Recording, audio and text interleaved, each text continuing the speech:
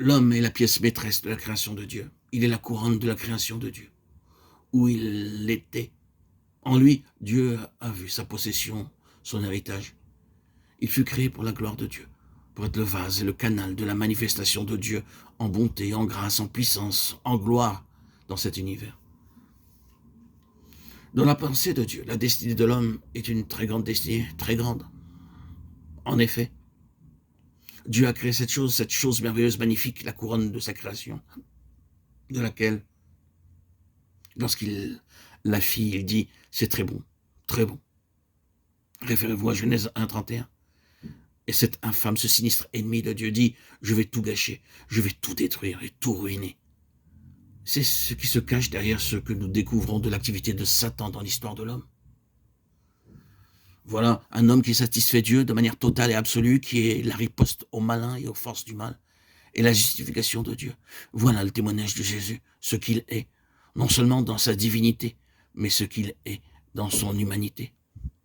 Nous pouvons rester un long moment à nous étendre sur ceci, les perfections et les excellences de cet homme, celui sur qui les yeux du grand Créateur, Dieu, pouvaient se poser et dire « Je suis très satisfait, je suis très satisfait ».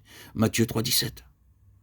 Ce n'est pas une petite chose pour Dieu étant tel qu'il est, avec tous ses étendards élevés, de dire d'un homme « Je suis très satisfait » ou « En lui est mon plaisir ».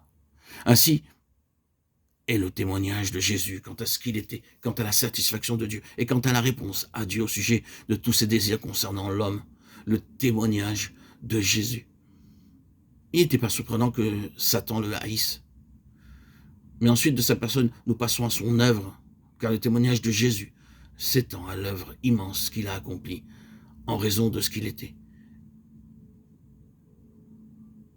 et de ce qu'il était. Celle qu'il a réalisée en premier lieu, le Fils de Dieu est paru pour détruire les œuvres du diable. 1 Jean 3, 8. Cela débute avec le péché et il prit cette question dans son ensemble, ce travail du malin dans la vie de l'homme. Il l'a prise avec toute la malédiction qui, de ce fait, était survenue, en luttant comme dans un corps à corps contre cette grande chose effroyable et horrible appelée le péché. Je ne sais pas quel est votre sentiment à l'égard du péché. Le Seigneur, frères et sœurs en Christ, essaie toujours de bien nous faire comprendre la grandeur de la sainteté, parce que son opposé est si affreux.